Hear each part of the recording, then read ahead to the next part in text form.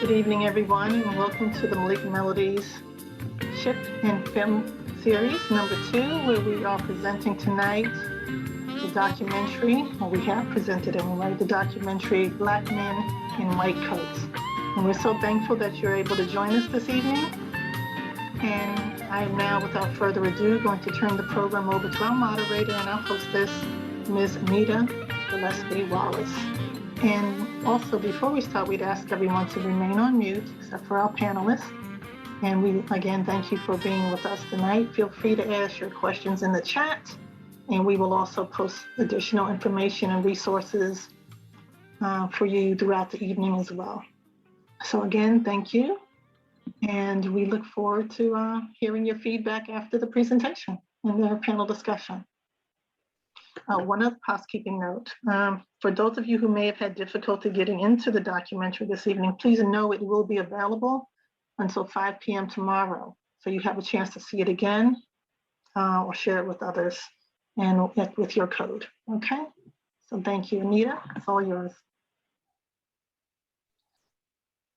Well, hello and good evening to everyone, to all of our guests, panelists, to my sisters of Malik Melodies Sisterhood Incorporated, to my brothers of Malik Fraternity Incorporated. We'd like to thank you again for watching Black Men in White Coats and joining the panel discussion. This is our second film within the Melodies Chip and Sip film series. First, I'd like to introduce myself and our panelists. I'm Anita Gillespie-Wallace. I'm an executive board member of Malik Melodies, and I'm an executive assistant within the Dean's office at Mount Sinai Hospital in Harlem, within the Icahn School of Medicine. My supervisor is a doctor who is a Black man in a white coat. He's also a graduate of Tuskegee University. He has a working relationship with Dr. Dale Okuduru, who, of course, made this film. And that's what connects me to the documentary. So I'm honored to be your moderator this evening, and we encourage all participants to add their questions and comments to the chat feature within Zoom while our panelists are speaking. Right now, I'd like to introduce the panelists. First, Dr. Oscar Alleyne, Ph, MPH. He is the Chief of Programs and Services for the National Association of County and City Health Officials, overseeing a $76 million portfolio of programs. Our next panelist, Mr. Umaru Barrie, a 6th-year MD Ph.D. candidate at the University of Texas Southwestern Medical Center with a research focus in molecular microbiology. Next, we have Jeffrey Marable, MD. He is the Chief Clinical Officer at PrimaryOne Health and the Director of Women's Health and Family Services at Columbus Public Health in Columbus, Ohio.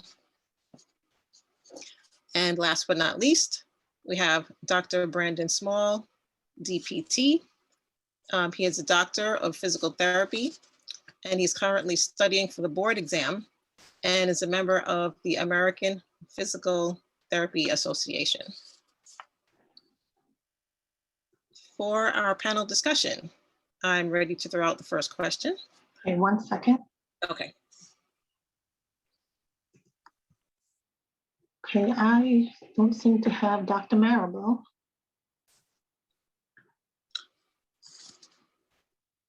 Okay, but we will keep an eye out for him. He's on. I see his name, but can you open up your video, please, Dr. Marable? Yeah, that's what I attempted to. Okay, are you logged in as J.E. Marable? Yes. Okay, let me try something Correct. else.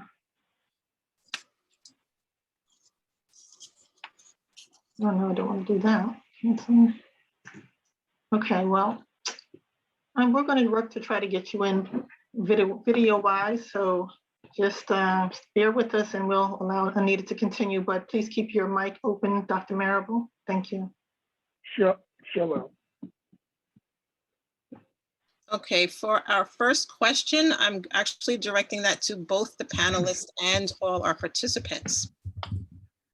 So for the attendees, within the chat feature, you can answer this question. Question is, tell us how old you were when you first met your first Black doctor.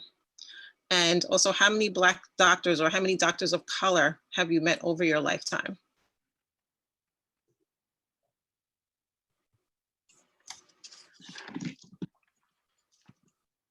Dr. Alleyne, you can actually answer this question first if you'd like. Thank you, really appreciate it, and thanks for the opportunity to be on the panel. My answer to that question, I probably, the best way of saying it, I would have been 0 days old. The doctor who delivered me when my mom went into labor was Black. In fact, the majority of the folks who were in that room were people of African descent. I being born in the island of Grenada, and specifically, of course, have predominantly people of African descent as individuals I saw every day from teachers, et cetera. So that's my particular answer to that question. And as far as the number of Black doctors that I've been exposed to or I've seen over my lifetimes, I would say a couple hundred, to be honest. Wow, that's excellent. Mr. Barrie, can you answer that same question? Yes, definitely. Hello, everyone. Thank you so much for inviting me to be a part of this panel. So I would say for the first question, it was the first time I met a Black doctor.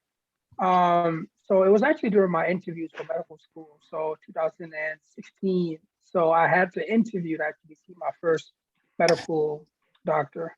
And then in terms of how many physicians of color I've seen ever since then, I would say similarly about 50 plus, and that's just because I work with Dr. Dale Okodudu's organization, so we tend to spearhead a lot of programs that have to do with mentorship, so we tend to bring a lot of physicians of color together. Ridiculous.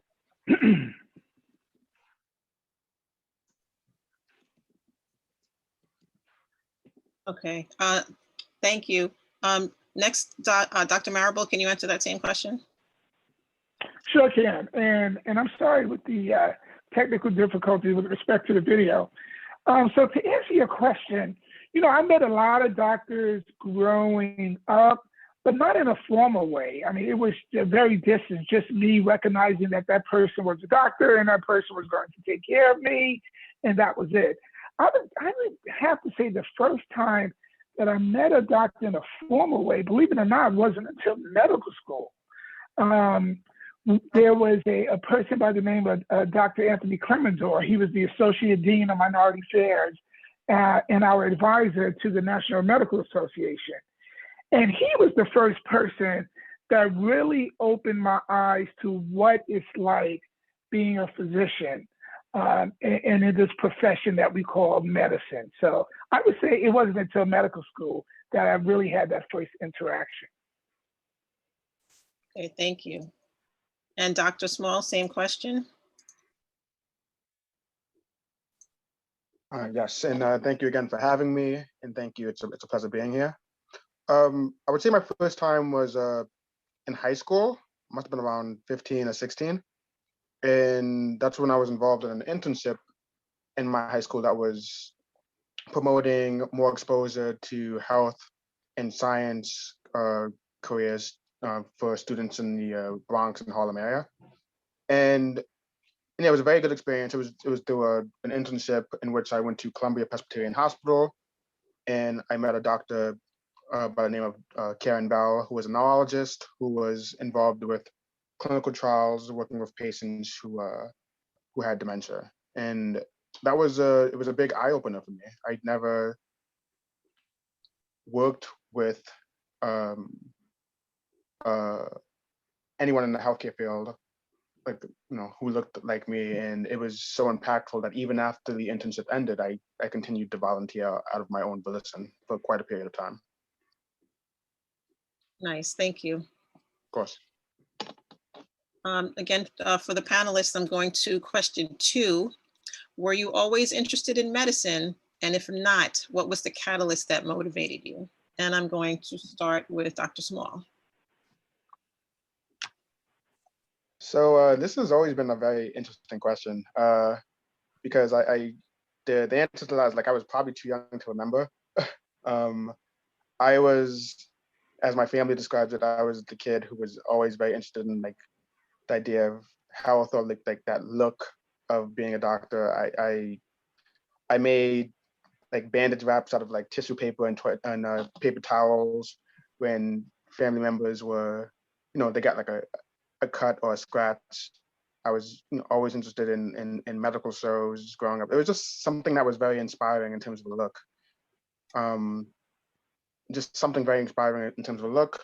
My family caught on to that. They started giving me interactive books about the human body that just furthered that inspiration, and I just carried that through. I went to a high school Center of Medical Science. I became a pre-health major, and then it followed into my pursuit of a doctorate in physical therapy. Thank you. Same question for Dr. Marable. I would say pretty much. I mean, initially I thought I wanted to be a baseball player, but I quickly realized I was too short. I couldn't catch, and I couldn't hit.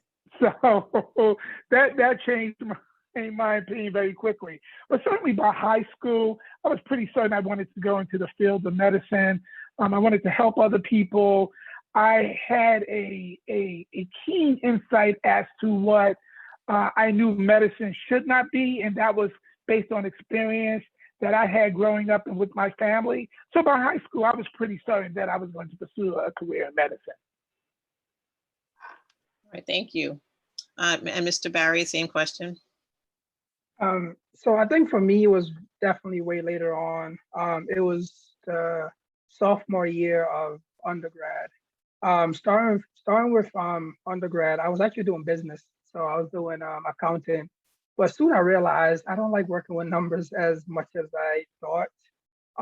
And I started recognizing all of the things that I liked while growing up, which is basically figuring out solutions, understanding mechanism of disease. And also, I still remember, even during high school, I was still always fascinated by the sciences. However, it never clicked to me because I had never seen a doctor that looked like me. But I have seen business people. I have seen individuals who were, just working and trying to make sure, because I am a first generation college student. So it's just recognizing, just not knowing what's out there. That was what limited me, and actually just even envisioning myself as a physician. And once I started seeing the sciences, the biochemistry, the chemistries, then it just dawned upon me, I can actually do this. I can take on this role as a physician who not only takes care of individuals, but also the community, and be the voice of our community. So it was definitely sophomore year of my undergrad that I switched majors into pre-med. Thank you. And again, same question to Dr. Alleyne. So for me, I always had a piquancy, love for science, always. And probably as much as a love and a tenacity for reading. So I always knew in some way, shape, or form that I was going to be a doctor. It was the type of doctor that really was going to be, formed much later on in life.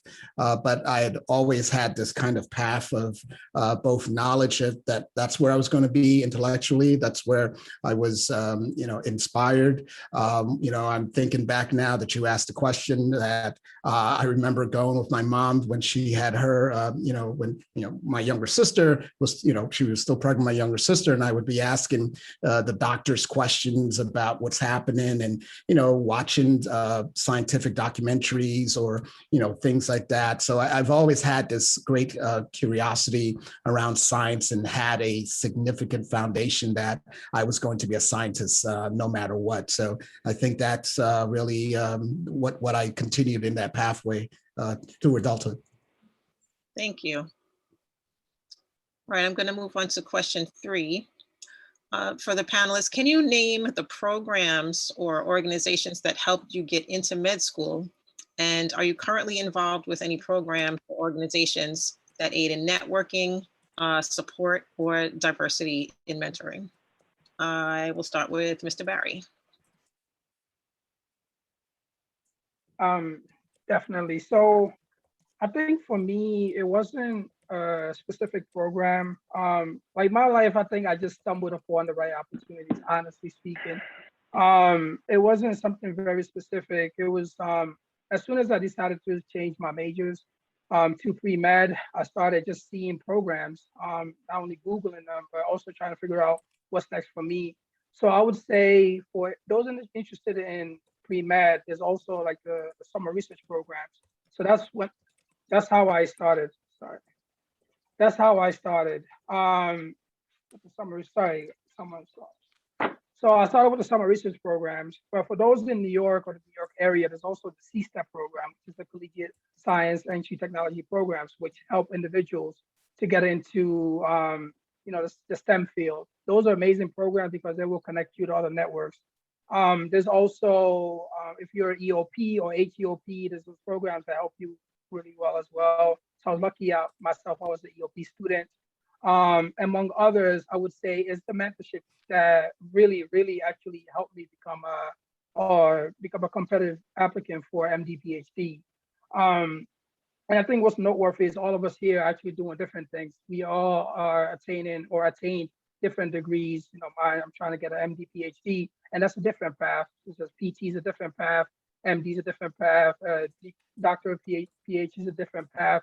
So it's just seeing all of those, how all those come together is very important.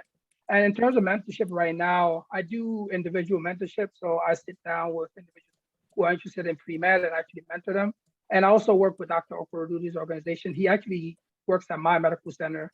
He's at UT Southwestern Medical Center. So we do the Black Men in White Coast Youth Summits. And then there's also SNMA. So I am part of the board of directors of Student National Medical Association, where we are the largest student-run organization this year towards medical students of color. So that is very, very important as well to be plugged into the network. And for the pre-meds, I would say the undergrad organization version of that is Minority Association of Pre-Medical Students, which is what will help you attain your success. Thank you. Dr. Alleyne, can you take that one next? Yes, get me to stop causing trouble in the chat.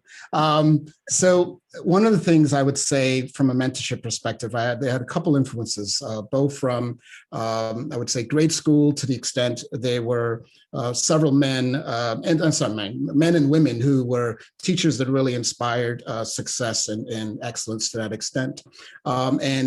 Really, once I got into college, a couple programs that I think stood out that really helped both foster that interest and that piquancy for science that I said that I had. So I got to University of Buffalo, where I was a member of C-STEP, just like a colleague just now. And I also was a member of the Minority Academic Achievement Program, MAP. And through both MAP and C-STEP, one of the things that they were able to provide me was I became a member, a McNair Scholar. And the interesting thing with the McNair Scholarship that I was able to attain at probably my senior year in college, they gave me an opportunity, of course, to be in an area that I wanted to go through, like once I graduated from my career. And I actually chose the opportunity to attend the summer medical school program for the incoming medical students. So here I was as a senior undergrad, attending with the incoming first years, doing histology and I believe histology, microbiology, and one of the other two programs that summer. So that fostering, I would say, of the educational program and that Minority Academic Achievement Program and the McNair Scholarship, did provide me with that opportunity to attend, even from an undergraduate level, a greater visibility around what the medical programs were like and how I can truly make that decision where I wanted to end up as a career. Thank you. Dr. Small? Yes, and that was like some great answers from Dr. Alleyne and my good friend Umaru. And it's really just a culmination of what they said. Like every little thing is involved in helping you get to that place where you need to be. that includes my internship program that I mentioned earlier. When I was in undergrad, I was involved in a couple of pre-health programs, very generalized pre-health programs, but also minority-focused pre-health programs. One such name was the Charles Drew Pre-Health Minority Society. It was a very good organization to have just like a lot of good like-minded individuals.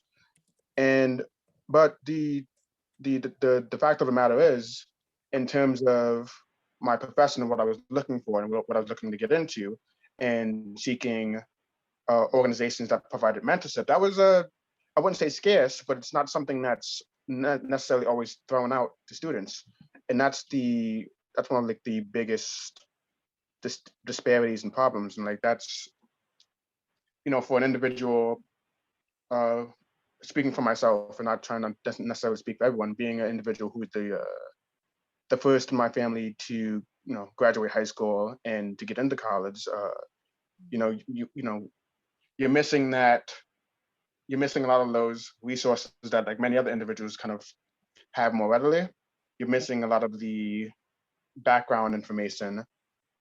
You're missing a lot of background information. You have to kind of just understand that in that state, it's a lot more work. And it like Umaru said, it was just a lot more research and digging and really finding what I wanted to be in and what I need to do.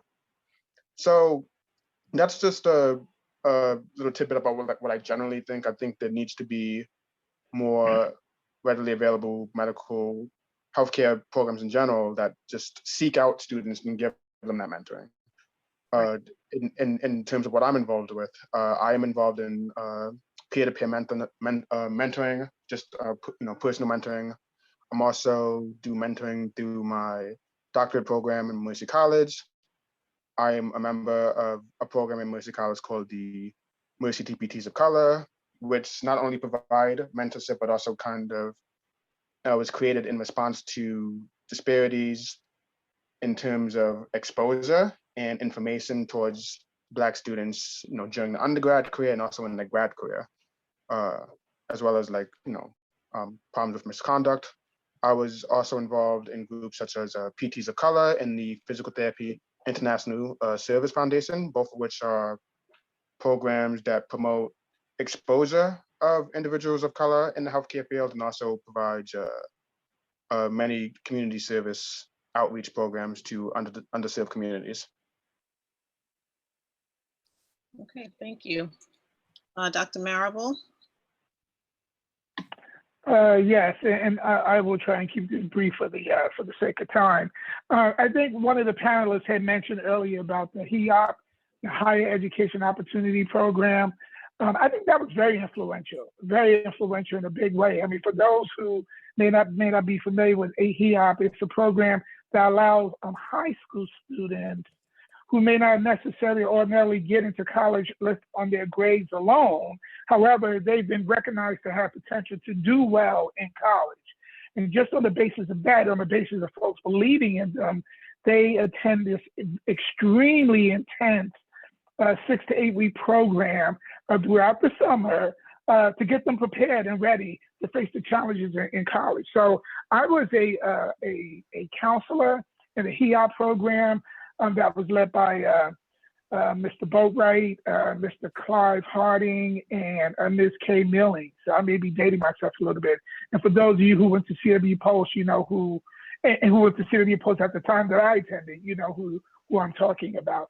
But I think they probably didn't know how much of an impact it had on me. But for me, it really introduced me to being disciplined, to being focused, to understand that there was a bigger purpose than just me, that I was there to help others, and I needed to depend on them as well as they needed to depend on me. So I would say that was certainly one of the programs that had a significant impact and influence on me as well, and helped me get into medical school. Thank you.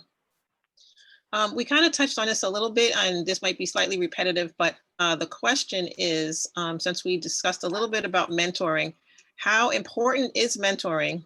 And have you all been in any programs as a mentee or a mentor? And can you briefly talk about that? And I will start with Dr. Marable this time. Sure. Yeah, I am on the staff. I'm a clinical instructor at The Ohio State University, as well as an instructor for Ohio University in Athens, Ohio. And so we regularly have students and residents, nurses that rotate through our organization, where I provide a mentoring in women's health. So that takes up a large extent of my time, and certainly it's invaluable from the standpoint of allowing students of all backgrounds, but particularly those students of color, to be able to see someone and understand that they are not alone, and understand that they can certainly achieve their goals if they stick to it. So that's probably the largest. That's probably the largest amount of mentoring I do as it relates to my profession. But certainly mentoring from a church, organization, community outreach is extremely important, and I certainly try to integrate that in my life as well. Thank you. Next, I'm going to go to Dr. Small with the same question. Mentoring is extremely important. To be honest, I wish I had more of it while I was kind of stepping up between undergrad and grad. I really didn't have a true mentor that was gearing me towards my field until I was actually already in my doctorate program. My mentor was a upperclassman student who was also a person of color, and that relatability was so important. That being able to just have that baseline understanding, which made everything a little bit better. Just being able to share those resources and share those experiences, and also share the struggle of, you know, how hard it is and like how long it takes. And then I've been fortunate enough to just work with other physical therapists of color since then that also inspired that same idea. They looked like me, they talked like me, they had similar mannerisms as me, and they were also achieving the same thing. And it was just reinforcing that I was in the right place. So I think that's what people need way before grad school, even way before undergrad, if I'm being honest. So like that's, you know, I think it's just very important that all of us are here showing our face, you know, expressing our titles. And I think it's something that should be done here, should be done just in general, should be done, you know, exposure is important as often as we can, wherever we can, because you never know who's watching. That's true. Thank you. Next, I'm going to go to Dr. Alleyne. Same question. Mentorship is important from birth onwards. I think, and as what was illustrated in the documentary, the value of providing both those positive images as well as those opportunities to help shape and form the next generation and where they can see and where they can surpass where we have accomplished. So there's a significant value to both providing those opportunities at all stages of the life course, specifically for those who are interested in, from an academic standpoint, whether it's from the collegiate years or the high school years, there's always going to be a value for providing those opportunities to really illustrate and show folks why they too can accomplish this, or why they can set or provide that as an alternative for whatever career they have in mind or what accomplishment. Mentorship has greatly impacted me. I've had mentorship through my mother. I've had an older uncle, about a little bit, it's like 7 years or so, who he also became a physician, as well as others throughout my course, my academic world, who really took the time to ensure that they could provide that mentorship and that support. And there's also added to that, the personal drive and the effort to really say, this is a goal that I want to attain, and I'm not going to be, sidestep as a result of that. So there's that tenacity, that spirit, that drive, as well as the encouragement and the cultivation by those around. So I always say that, and even now, I do a lot of educational programs, specifically in going back to many of the schools of public health, speaking about epidemiology, or even providing public health, training to that extent, whether they're undergraduate programs primarily or graduate programs, actually, the primary ones I've been engaged in, to really illustrate the value and the ability for folks to look at the allied health profession in many different ways, not just that of being a clinician or MD, but recognizing that there's various facets to that that we really need to be aware of, be it the IT and medical technology, informatics, be it the clinicians, as I said, the PAs, the nurse practitioners, the RNs, the LPNs, the epidemiologists, the public health social workers. There's a significant milieu of professions that we don't necessarily know. In fact, until I really came into understanding what epidemiology was, all I knew was that I wanted to be a doctor, but not what type of doctor. So I think the more of these types of professions and streams of opportunities that we can provide and expose others to, we will see, I would say, hopefully a resurgence and an interest in really pursuing those from a mentorship perspective. Thank you. And Mr. Barrie, your comments? Yes. First thing I would say is, with the right mentors, I would have saved potentially 3 to 4 years. Because it's not just about what you know, it's about who you know and how that person can actually get you to the right direction. With the right mentors, like the ones that I received after I switched to pre-medicine, they were able to show me the right directions. They were able to tell me what specifically I needed to do to get from point A to point Z. And for many of us, especially first generation college students or first generation medical students, that's something that we're missing. Not knowing the right opportunities. This program specific for URMs, unrepresented minorities, program specific for female, for males, this program specific for different things. But if you don't know it, it could be out there. There could be billion programs specific for Black and Latinos. But if you don't know where they are and how to attain them, then you cannot get to them. And that's where mentorship comes in. Because, for example, if you have me or like Dr. Small, Dr. Alleyne as a mentor, they could tell you, here's some opportunities I missed out throughout my years because I didn't know about them. But now I know about them.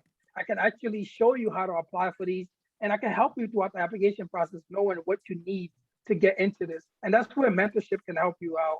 And as I tell all my mentees now, whatever you're interested in, if it's community service, get a mentor who you see doing community service. If it's mentoring, get a mentor who does a lot of mentoring. They can show you the road, whether it's programming, whatever it is, get a mentor that can direct you towards that and provide you with the right resources to move forward. If you're interested in medicine, get someone who just finished applying to show you the application process, because it is about just the little details matter. And that's sometimes those little details is what hurts us at the end of the day, because we just don't know how to apply for things or how to find things. And mentorship is the key to everything, honestly. I agree. Thank you. So to the panel, racism, how has it affected you and as a professional? And is there any one particular instance you can briefly tell us about that was impactful in terms of racism and how it affected you? I will start with Dr. Marable. Okay, so yeah, so when I thought about this question, I really gave it some serious consideration, because my philosophy has always been, if you're confronted by racism, if you're confronted by something that is obviously wrong and you're being prejudged, you have to confront it. I mean, you have to confront it there and then. And I think it's so important on so many levels to to do just that. You know, I mean, let's face it, we all can give examples where we've been discriminated against. There are folks who, you know, have implicit biases towards us. There are microaggressive behaviors that I come across from time to time. And I have to make sure that I have to let them know that I'm aware of it and it's not going to be tolerated. And I'm going to speak up for myself, because not only do I owe it to me, but I also owe it as a role model to so many others. I do remember a time when I was in residency where there was an attending physician who said to me that no physicians who are left-handed should be allowed to do surgery. Now, you know, was it just a coincidence that I was the only left-handed Black physician in my residency class for that year? So, you know, I looked at what he said, examined it, and at the time, I knew it was wrong. I can tell you this much: when I responded to him, I smiled, I had my hand behind my back, I put up the middle finger. He didn't see it, but certainly that's what I thought about him at the time. And, you know, and I said to myself, I'll show you. And so, thank goodness, many years later, I still, despite that negativity, was able to go on to complete my residency and to, you know, now be the Chief Clinical Officer at PrimaryOne Health. So I just think that you have to recognize it, confront it from the very beginning, and don't lose focus on what you're trying to do, and you keep your head down and keep moving forward. Thank you. Next, I'm going to go to Dr. Small. Yeah, and this is a big question. Stems from a lot of places, you know. Yeah, like you have your situations where, you know, based on the color of your skin or from where you come from, you're not, you know, the possibility of you being a doctor or going for a doctorate level education is already like out the window in so many people's heads. So yes, I've been considered the aide, I've been considered the assistant, I've been considered the this and the that. And, you know, you have to, you know, like my colleague before me mentioned, you have to declare, you know, what is actually the case. And like, no, I'm the, you know, I'm the doctor of this. I'm the student doctor of this. I'm pursuing this and clarify. But it's still very disconcerting, just the fact that that's something in the first place. Of course, there's many more extreme examples of being, you know, called out your name, being, you know, being discredited. It goes from so many layers, and it can come from so many places, but it's always a lot to take in, and it's just very important to know, you know, why you're there, what you're there for, what you're going to do, and you know, just maintain that level of professionalism, and understand that, like I mentioned kind of earlier, like you represent a lot, and you know, you want to carry yourself in a manner that shows that you represent a lot, and not let those negative aspects affect you, which is easier said than done. And I'm sure everybody else, the rest of my brothers here can attest to that. But definitely easier said than done. Mm-hmm. Thank you. Thank you. Yes. All right, I'm going to go to Mr. Barrie next on this question. I would just say there's three things: emotional intelligence, you belong, and you belong, and just understanding that, you know, you will feel imposter syndrome, which is basically a feeling of not feeling like you belong, and sometimes it's because people perpetuate this stereotype that you only got into medical school because of affirmative action, or you only got here because they are accepting people just to fill a quota. and they make you feel that way. And sometimes they reject even your ideas, even if your ideas are just like as genuine. And sometimes you can say the same thing, and then someone else says like literally the same thing, and you'd be like, wow, that's a great idea to that other person. And you're just there like, I just said that. Mhm. I just told you guys that idea, and they still dismiss you. But it's about emotional intelligence. Not letting any of that actually get to you, because if it gets to you, that's when they've won. Like that's when they won. That's when that you realize that you're losing the grip of yourself. And as Brandon mentioned, it's just recognizing that you're doing this bigger than yourself. It's for your community, your family. It's for everyone else around you. Understanding that you have a goal to meet, and you have to be the best that you can be. Sometimes better than most people in your class, and recognizing that. And I think I'll just give an example of something that happened to me here. I'm at University of Texas Southwestern. I remember I was just walking on campus like one day on our visitor parking lot, and I just see police pull up behind me, like the university police, and they basically approach me and they go, "Oh, we received a phone call, and they said someone who doesn't belong here is here." And they're basically referring to me, and I have my badge on, I have my lanyard and everything. And I'm just like, what do you mean? It's like receive a phone call saying there's someone who doesn't belong. You don't belong here. And I was just like, just lost for because I had been here for like 4 years already. So things like that happen, but it's easy to let that frustrate you and basically just make you just feel like the world is thing. But you got to show off with, doing more, doing your programs, doing your events, getting the best of great. Like you got to show them that I'm here because I worked my entire life to be here. So yeah, emotional intelligence, imposter syndrome, and just know you belong.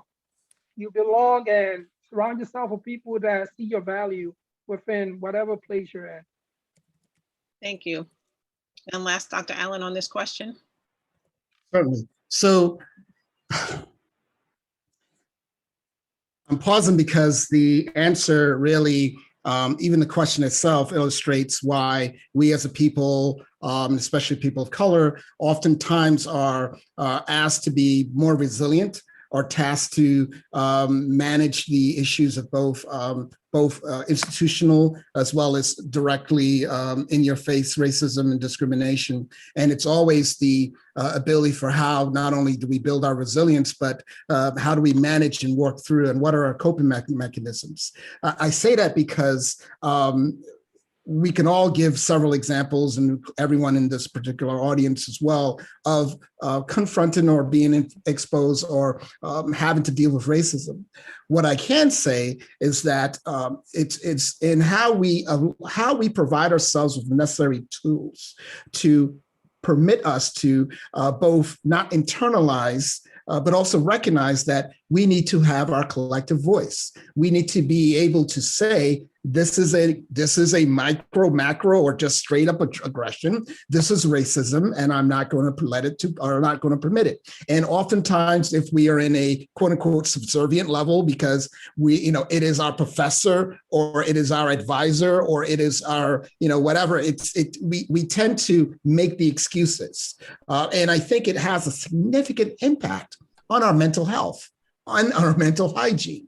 And even as we've been experiencing the impacts of this COVID pandemic, as well as the Me Too, and in addition to the Black Lives Matter and all of the issues that we have been seeing and talking about for decades, and finally, others are seeing it too, I think it provides us with this opportunity to, one, recognize that we need to ensure that we're providing ourselves with the necessary tools and resources to strengthen our mental health and our mental capacity to address and to stand up against issues that we see, whether it is an individual clutching their purse because you walk into a room. I can't tell you how many times I always wear a suit when I get on a plane. This is pre-COVID. Why? Because he shouldn't be in that seat. He shouldn't be boarding first. So like, who is he? So it just, the fact that we have to do those things tells us that this is a problem, and we're not the ones to constantly have to make ourselves go the extra mile just to account for someone's insecurities and inadequacies. Right. Thank you so much. I'm from Brooklyn, so we just don't play that. All right, we're approaching our final question.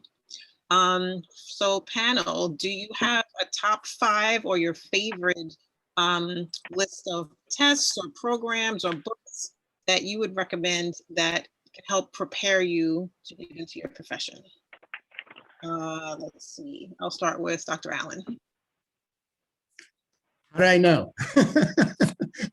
So the top 5 that I would say that had an indelible mark on my career, and even I would say for mental preparation, just they're going to be content driven. One of the first ones is Blacks in Science, Ancient and Modern by Ivan Van Sertima. That is a book that I think is, from a contextual standpoint, showing the history of both medicine and science in the African-American community, and even before that, in the colonialist and in the African context of how, both science, technology, to the extent, did exist in our culture, and why we should at least be aware of those. Secondly, there's one, and it really speaks to what even the last question came about, tackling health inequities or inequalities through public health practice. As I mentioned, I'm an epidemiologist. I worked for public health departments for over 16 years as a director of epidemiology, and now I am the chief program officer for the National Association of County and City Health Officials, which are the 3,000 health departments across the country. So a book like that, which allows you to understand how social determinants of health can be or are issues, and why we need to both prepare that as you think about what do you want to do, how do you want to hone your profession, and what are those skills that are going to be important for you as you think about writing your personnel statements and really showing that, not just saying I want to improve lives, but having a clear, defined ability to articulate what those steps would be. The other would be, from a historical perspective, Bad Blood, which does chronicle the Tuskegee experiment, which from another historical perspective is vitally important. We hear a lot about the atrocities around Tuskegee, but what we don't hear is that there were African-American doctors and social work and other folks, social workers and others, who actually did the whistleblowing. And I think it's important for us to hear that other side of the story, because I think it contextually shows, just as we had victimization on the side of Tuskegee, the horrible experiment that was done, we also had our people standing up to say, hey, this is a problem and we need to get these individuals care and try to remedy such a scenario.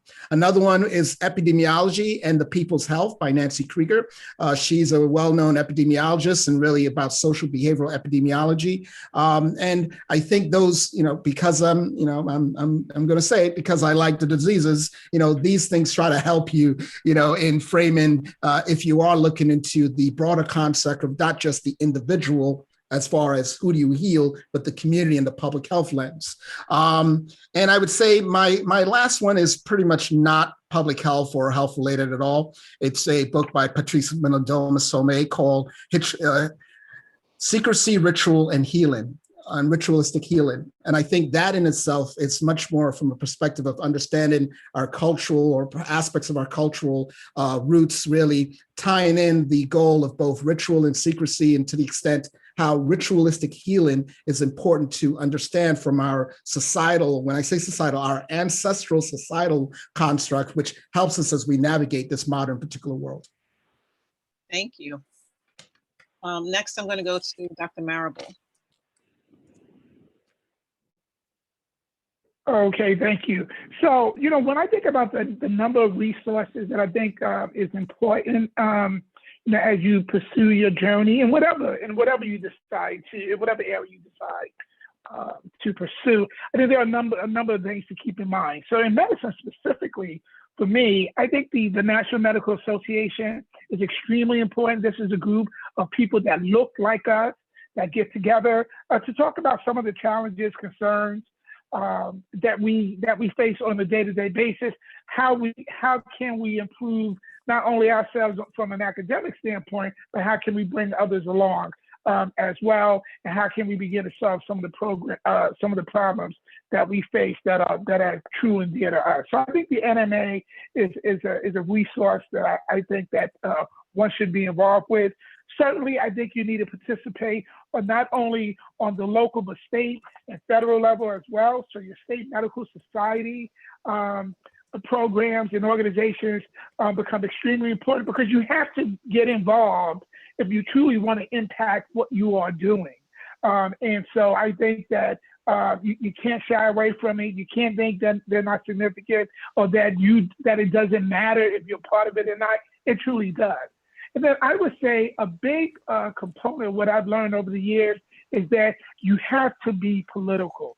You cannot think for a second that if you are not involved in the political environment, that things are going to turn out because people have your best heart at interest. That's just not the case.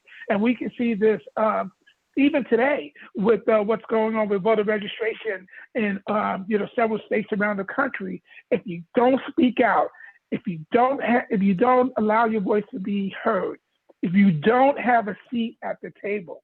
And so that's why when it comes to a lot of maternal health initiatives, I am going to make sure that I am going to have a seat at the table, because if not, no one will have your best interest at heart other than you. So I would say that you just want to keep those things in mind. Get involved with different political action committees. Doesn't matter what your party affiliation is. You just want to make sure that you're involved and your voice is heard. Thank you. I'm going to go to Dr. Small next.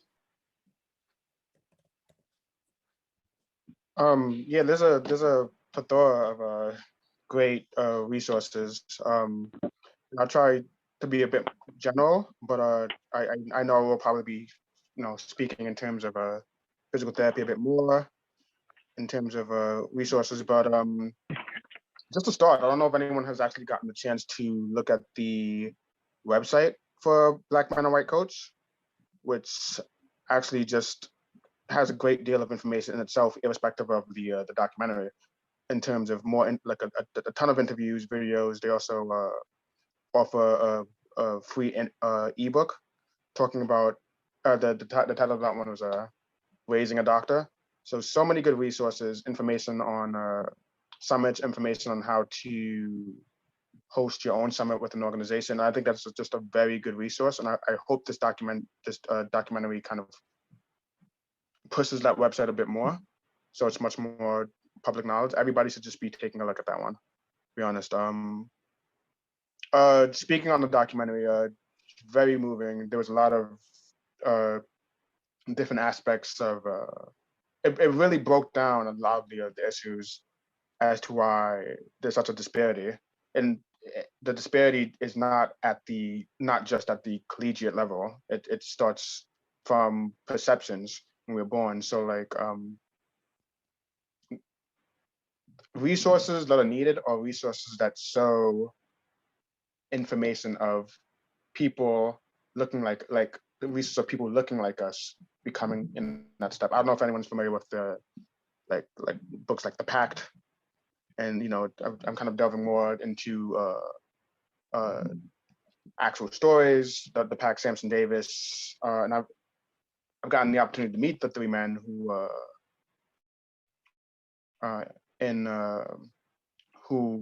were the point of reference for that story. Very inspirational. Definitely would recommend. In terms of other organizations, there's for physical therapy in particular, the National Association of Black Physical Therapists. And there's organizations like this for every field, right? You really want to, once you know what you want to do, you want to put yourself in there. Best way of putting yourself in there, you need to see yourself in there through other people that you can relate to. You need to put yourself in that situation. Putting yourselves in like organizations like that is a good way to kind of like help just like spearhead that ideology. Like, yes, I can be there too, because other people like me look like that, and other people like me are providing the resources for me to get there. So definitely another one. I know the other gentleman and also mentioned some other resources that are also good to start far before college. For focusing on like science, math, technology. I don't know if anyone's familiar with the mentoring in medicine program, which which is just one of many programs that like introduce the idea of health and science at a very early level. So that's an organization I would one of many organizations I would definitely recommend. And then just really finding organizations in your collegiate program, like I mentioned earlier, Charles Drew Pre-Health Minority Society, finding those programs in your collegiate society. And if you don't see that, make that, you know? It needs, like, chances are there's people that need that. If it's not already there, make that. So just being around that like-minded area, being in a like-minded space of individuals who want to get to the same place will help spearhead you into the same place. What is it saying? Like, you're as successful as the 5 closest people you're next to. Make sure that they're all people who are relatable and are trying to get into that same place you're trying to get into. Thank you. Of course. And last, Mr. Barrie, your answer for this question? I would say, due to the pandemic, and even before that, it's so much more easy to join a plethora of things. Like, all the webinars are online, all of the conferences are virtual. A lot of stuff that you can join now that wasn't possible before because it would have been in person. So take advantage, go on Eventbrite and just Google pre-medicine, or you will find something there. Go on Google and Google pre-medical prerequisites, and you will find something. But specific things like the AAMC, which is Associate American Medical Colleges, has a lot of information going from pre-med all the way up to residency. There's SMMA, which is the Student National Medical Association, which is the medical school version of basically NMA, which is the National Medical Association. There's MAPS, which is the Minority Association of Pre-Medical Students, which is the undergrad version. Most undergrads should have a MAPS chapter, and those programs will help you get into medical school. And in terms of everything else, get mentors. There's no better resource than a mentor who can just, every single time you can text them and be like, here, or email them and they could just send you information. Very easy. And books that actually help me just conceptualize just medicine overall will be Medical Apartheid, which basically chronicles the long history of America's history with just underserved communities. I'll just keep it as that. And then The Immortal Life of Henrietta Lacks, which basically chronicles how one Black woman basically was able to change the field of science and medicine and everything else. So definitely look up those 2 books. I think they will give you a perspective on our influence, and as well as why things are the way they are within underserved communities in the US. So just Google, and I'm here if anyone is interested in medical school or PhD. I'm sure all the other panelists will be able to do the same thing. All right, thank you so much. Before we close, I just wanted to. Hi, Anita. Yes. Excuse me, Madam Moderator. Yeah. Just wanted to, before we do close, we had a few questions from our audience that I'd like to share out to our panelists. And instead of going to all panelists, we will just have one panelist answer each question. So that for the sake of time, and we really thank everyone for hanging in with us, because we know we're beyond our 9 p.m., but the conversation has been amazing. And we're gonna hang out as long as you're willing to hang out with us. So thank you. So our first question, are we ready for panel audience questions, Anita, or did you want to share something else out? No, we're ready for the audience questions. Okay. Well, our first question comes from Ms. Brandy Tookes, I believe Tookes.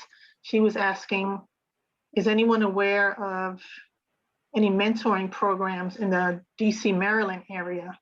And I know Brother Umaru did indicate, things are virtual now.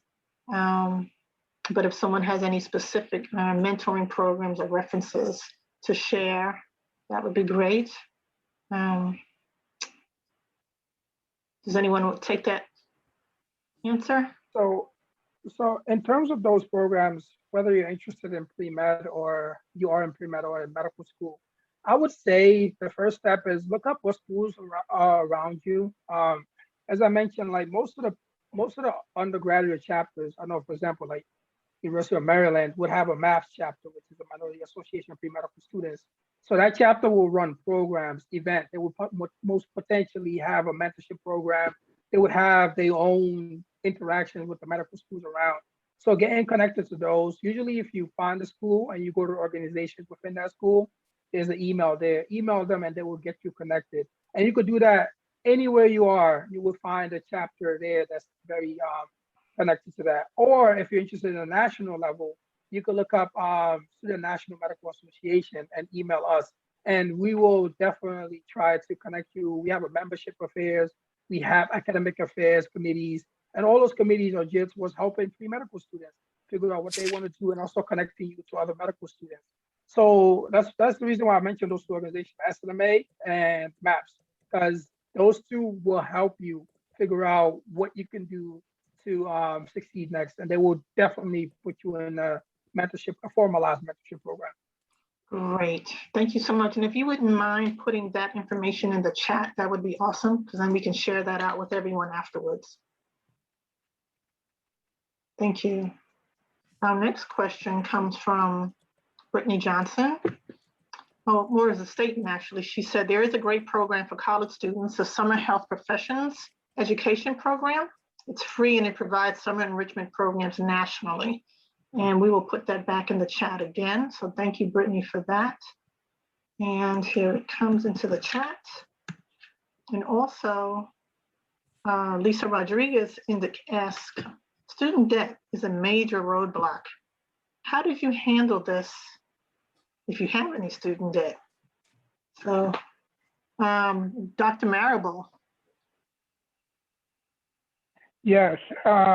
So a couple of things. Number one, and you're absolutely right. The cost of getting a medical education, unfortunately, has not gotten better over the years. It's got astronomically worse, and and you have to recognize that in your decision making, not only in terms of what medical school you may go to, but certainly what the financial impact may be many, many years down the road. What I would recommend and hope that one would take advantage of the many loan redemption or loan forgiveness programs throughout the country. This enables you to have your student debt paid off in full by agreeing to serve in a community where there's a tremendous need. So I think that certainly, giving back and working in that environment will certainly allow you to be able to relieve yourself from the significant amount of debt that you will invariably incur, unless you just have an endless amount of deep pockets that you will incur during your career. Okay, that's awesome. Thank you so much for that. And I would also put a caveat. When you're searching for those loan forgiveness programs, make sure you do your research that you're not getting scammed.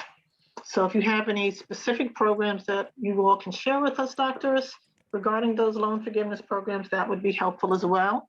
And if you don't have that handy now, you can share afterwards and we can share out with our audience.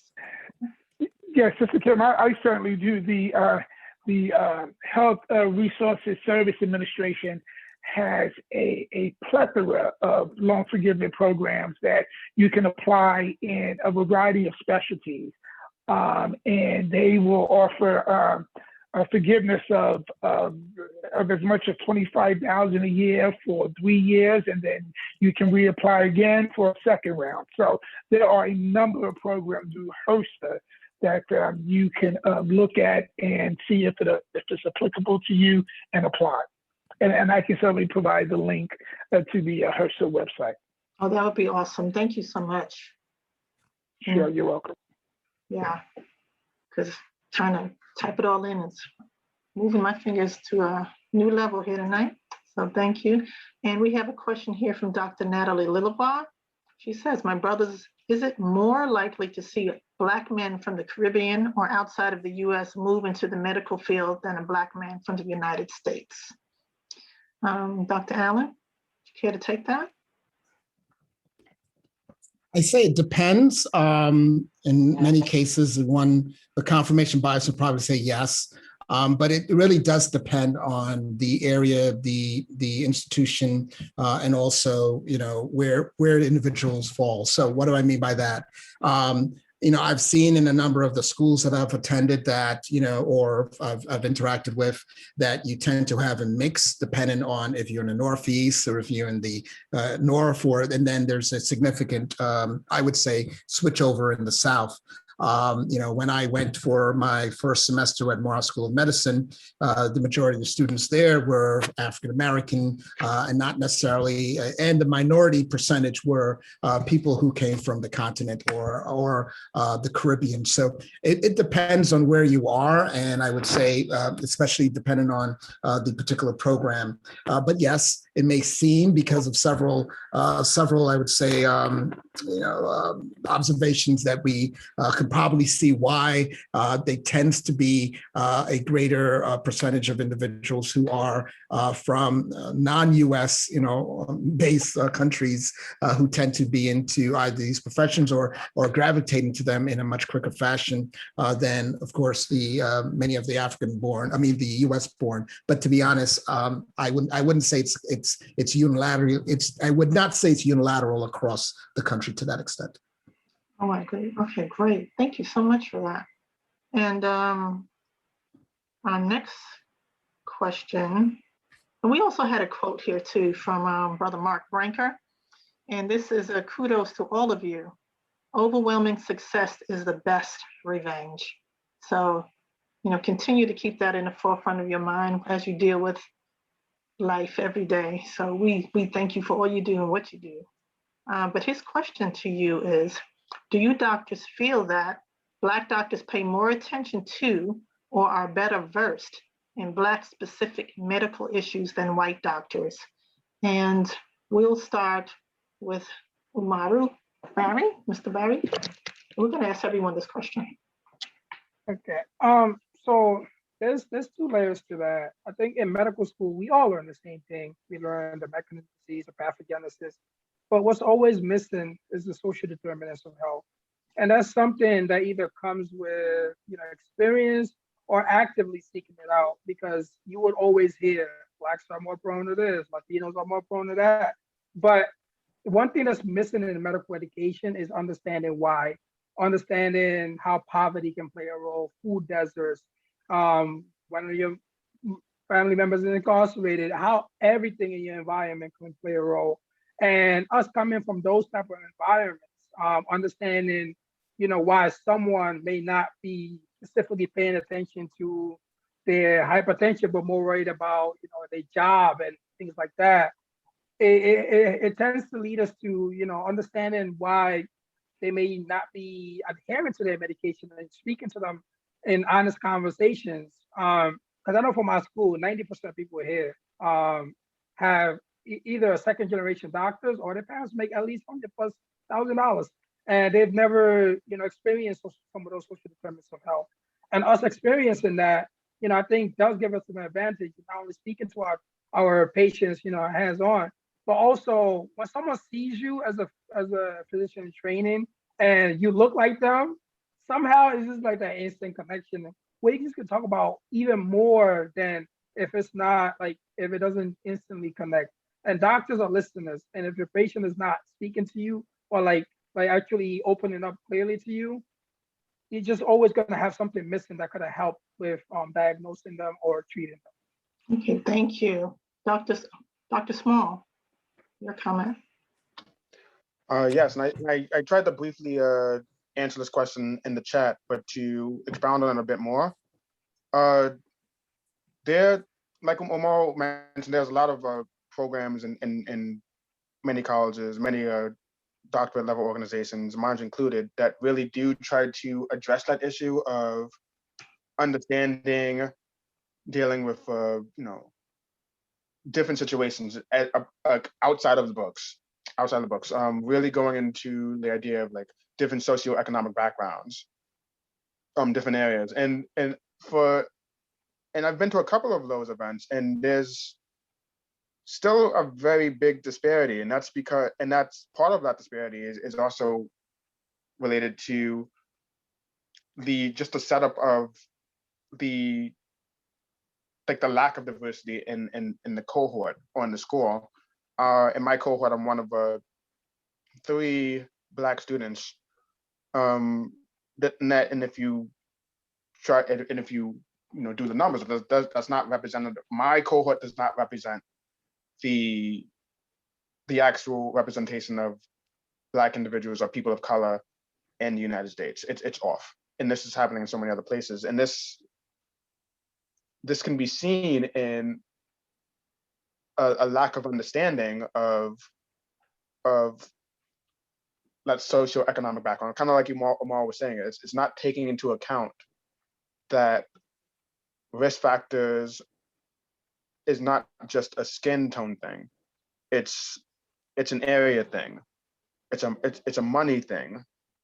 It's having to not being able to get as much time off because you have to work so hard to get where you want to get. Like, all of these things play factors that like are not as easily understood, not just by students, but by these same students who graduate and then potentially treat these patients later on. So there's a lack of understanding there that could be potentially dangerous. I know the movie made a correlation that patients who are people of color will be less likely to take medication or less likely to follow treatment from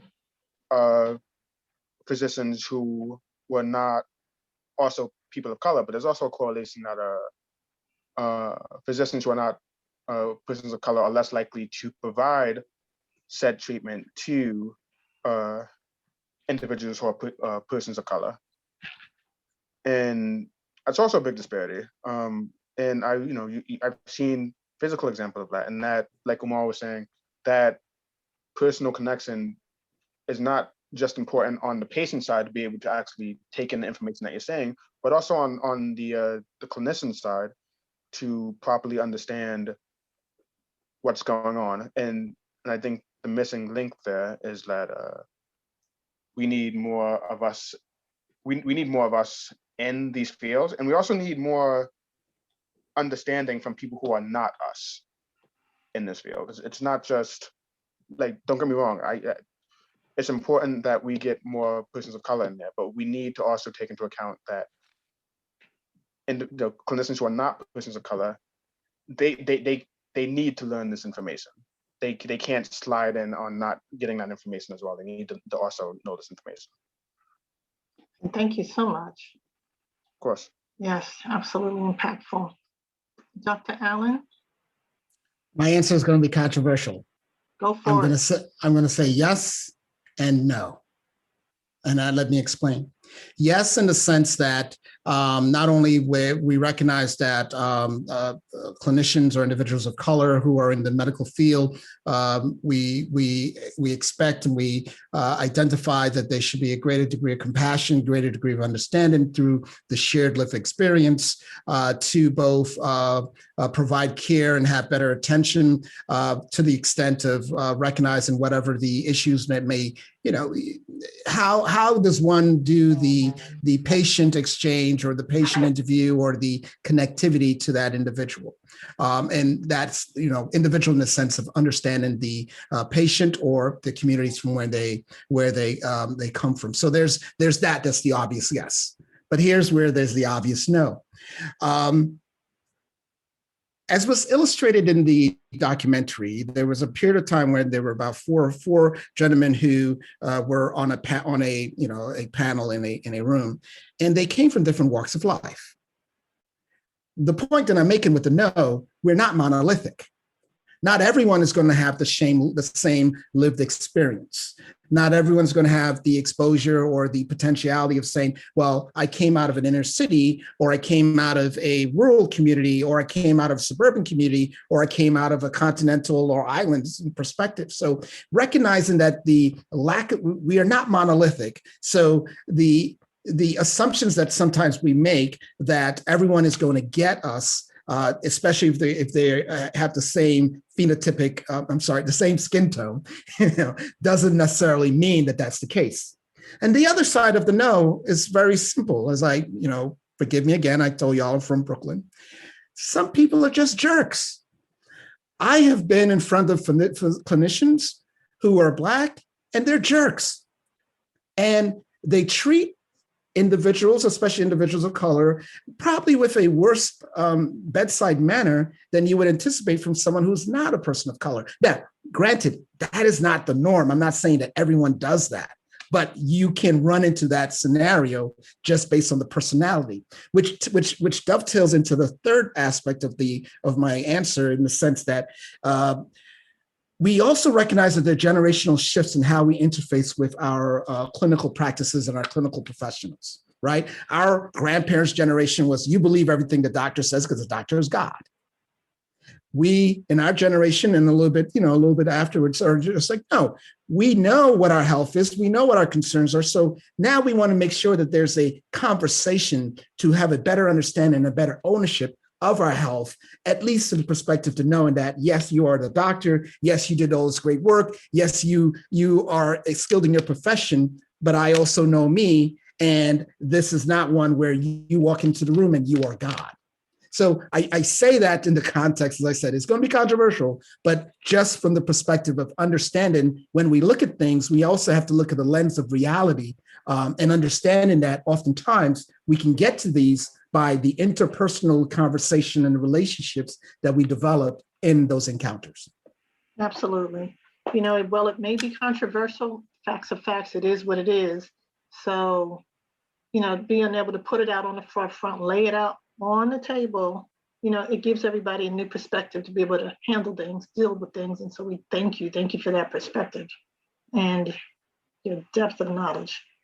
Dr. Marable, we're going to let you close this one out, and then we will hand it back to our wonderful moderator, Ms. Gillespie-Wallace. Well, thank you so much, Sister Kim. And again, I just want to thank you and Malik Melodies Sisterhood and the panel and all for inviting me.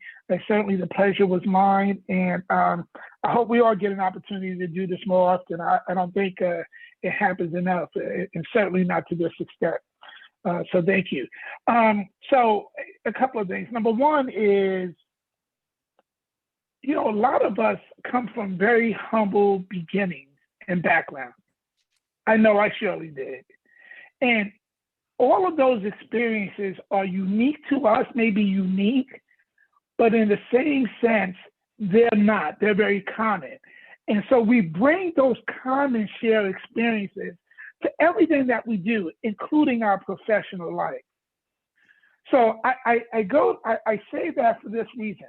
There is no question that the determinants of health influences outlook, influences what people think about you, influences what you think about yourself. And so, I'm often amused by some of my Caucasian colleagues, and listen, it's no fault of their own. It's no fault of their own. A lot of it has to do with ignorance, but I'm amused sometimes when I have some colleagues will say to me, well, why can't she keep her appointment? Why is she so quote unquote non-compliant? Let's not consider the fact that she may not have a job, she may not have the money, she may not have transportation to get to and from to her appointment. Well, I have colleagues say to me as well, I can't believe folks don't have food at home. What do you mean they don't have food to last them every day of the week? Well, you know what? That is true for many individuals. And that impacts what patients, what we feel about healthcare, how important we put healthcare on our to-do list. Because for many, just surviving day to day, moment by moment, is a huge task. So we can't ignore the social determinants that influences how people behave. And I think once we understand that and once we address them head on, and I mean, not just talk about them, but really take a deep dive as to what is the root cause of these problems, and let's come up with a solution together again. And that's where the political influences come into play.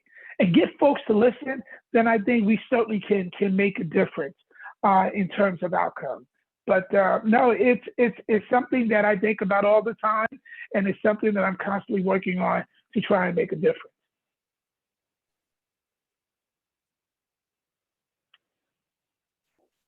Thank you so much. Madam Moderator. As we close, I just wanted to acknowledge that besides the panel, we have other doctors, medical professionals, and med students that joined us tonight. So thank you. So thank you to everyone, all the panelists, participants. We encourage you to discuss and share this information about the Black Men in White Coats documentary. And again, in the chat, we shared a variety of information. And if you missed anything, we can always email you those links. Mm-hmm. Any final words from our doctors? Brandon, Dr. Brandon? Yeah, I was gonna just say thank you for having me. This things like this, I feel like, is more important than people may know. Just being able to have an open space to be able to talk about the lack of diversity, and also to just be a presence to show that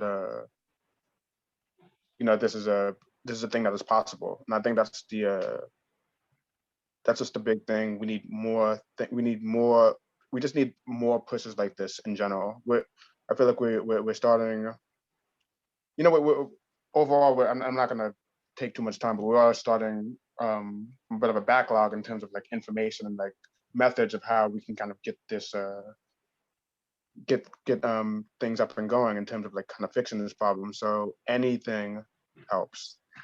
And I'm just grateful to be here, and grateful to all of my sisters here and my brothers here to be able to kind of, add to that benefit. Thank you. And we look forward to seeing your career blossom. And for those now, Dr. Small has recently completed his PhD program. So we give him a great round of applause, and he is getting ready to sit for his boards. And he will be actively looking for a new position. So no physical therapy, anything he can jump into, please let us know to share with him as well. So the gift keeps giving. Thank you very much. You're very welcome. Mr. Barrie, soon to be Dr. Barrie. I would just say definitely follow up and find mentors in whatever you decide that you want to do. They will save you a lot of time,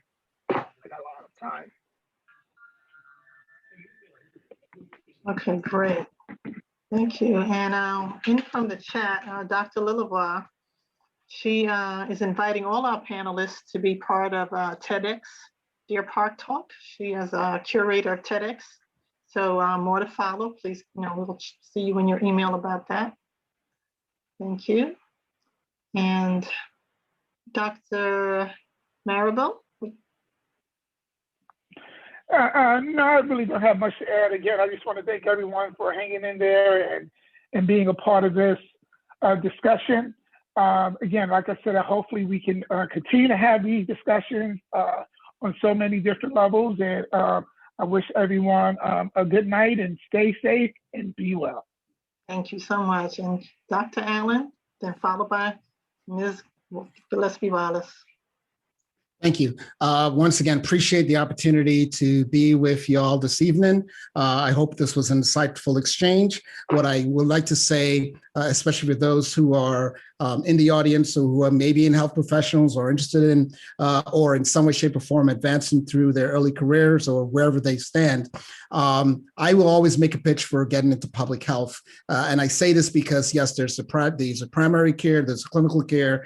Public health for me really allowed me to see the immediate benefits of the work of these types of intervention strategies, whether it's social determinants, epidemiology, et cetera. And I also say that because I represent the 3,000 county health departments across the country.